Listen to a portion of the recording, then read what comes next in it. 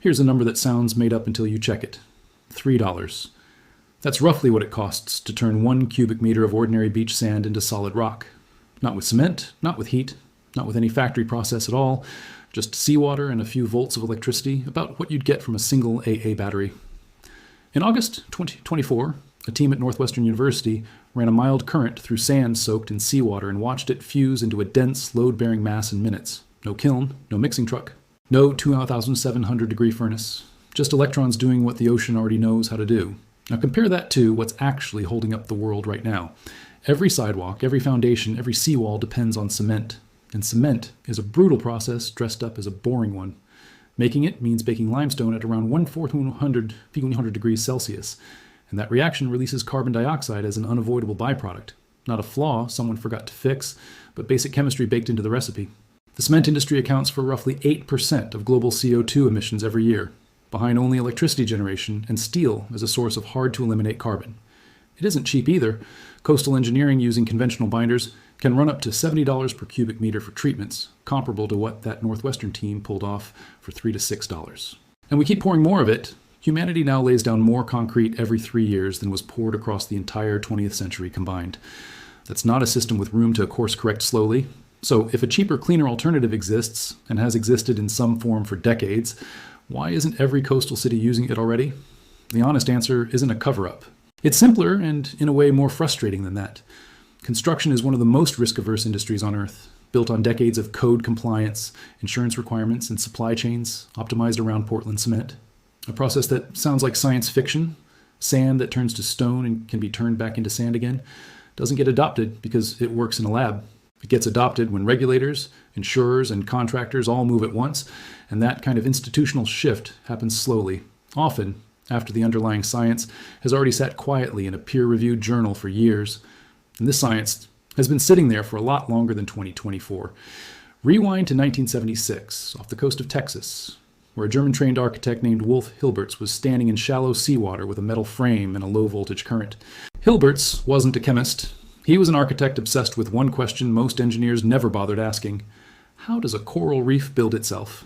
A reef is harder than most commercial concrete, thrives in brutal saltwater conditions, repairs its own damage, and gets stronger with age, all built from nothing but seawater and a trickle of electricity generated by living organisms. Hilberts wondered if you could skip the organism entirely. He ran electrodes into seawater, applied a gentle DC current, and watched dissolved minerals, calcium carbonate, magnesium hydroxide, begin precipitating directly onto the cathode, layer by layer, crystal by crystal, into a solid structure. He called it mineral accretion. Most people today know it by the trade name BioRock. By 1979, he'd published his findings, and by 1981, he held a U.S. patent for large-scale structural mineral accretion. The compressive strength of what he grew landed in the same range as the concrete used for sidewalks and low-rise foundations, and it could be shaped into almost anything, powered by solar panels floating on the surface. By the time Hilberts died in 2007, more than 500 BioRock structures had been built in over 40 countries, and his work eventually made it into the Museum of Modern Art. Nearly 5 decades of that head start, and the mainstream construction industry still barely acknowledges it exists. Here's the part that actually explains why the chemistry works, and it's more elegant than it first sounds. Seawater isn't just water. It's an electrolyte solution loaded with dissolved calcium, magnesium, bicarbonate, and other ions, the exact same raw materials every coral polyp and oyster uses to build its shell. The ingredients are already floating around in the water. What's missing, until you add electricity, is the energy to push the reaction forward. Run a mild current between 2 electrodes, and the area around the cathode becomes locally more alkaline. At that higher pH, dissolved calcium carbonate can no longer stay in solution. It precipitates out and starts crystallizing directly onto the electrode surface and onto any sand or granular material nearby. Those crystals don't just coat the grains, they grow tiny mineral bridges between them, locking the whole matrix into a coherent solid. At around 2 to 3 volts, the dominant mineral is calcium carbonate, the same material in every oyster shell and coral reef on the planet.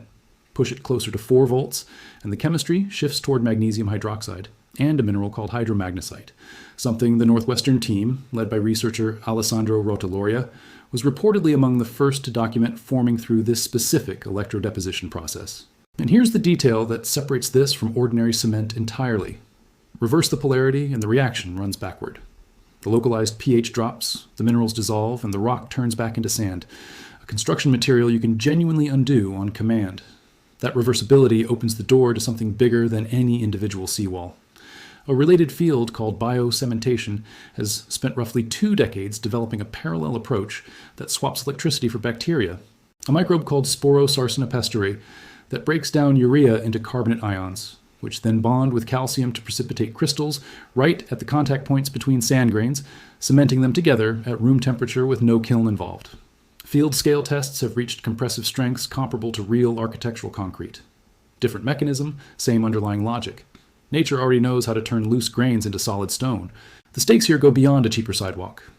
According to a European Commission Joint Research Center study, close to a quarter of the world's beaches are projected to retreat significantly by the end of this century, and well over a third of the global population lives in coastal zones directly exposed to sea level rise and erosion. The standard response is expensive concrete seawalls that themselves erode over time, can leach chemicals into surrounding ecosystems, and sometimes fail catastrophically when storm surge causes the sand beneath them to liquefy. A process powered by a floating solar panel, using minerals already dissolved in the water and reversible if a community later decides it wants its shoreline back, that's a genuinely different toolkit. Biorock reefs Hilbert's helped build decades ago, like the ones off Pemuteran, Bali, are still standing today, still growing, and now rank among the most celebrated coral restoration projects in the world, built for a fraction of what a conventional seawall section costs. None of this means cement disappears tomorrow. It's still what tunnels, bridges, and water treatment plants are built from, and that isn't changing overnight. But the old assumption that solid structures always require quarrying limestone and burning it at over 1,000 degrees isn't true anymore, and hasn't been true for a while. It just took an architect staring at a coral reef in 1976 and a university lab rediscovering the same trick in 2024 for that fact to start reaching people outside a research journal. If this is the kind of science that changes how you look at the sand under your feet, that's exactly the kind of thing we dig into here on Hidden Fix Lab.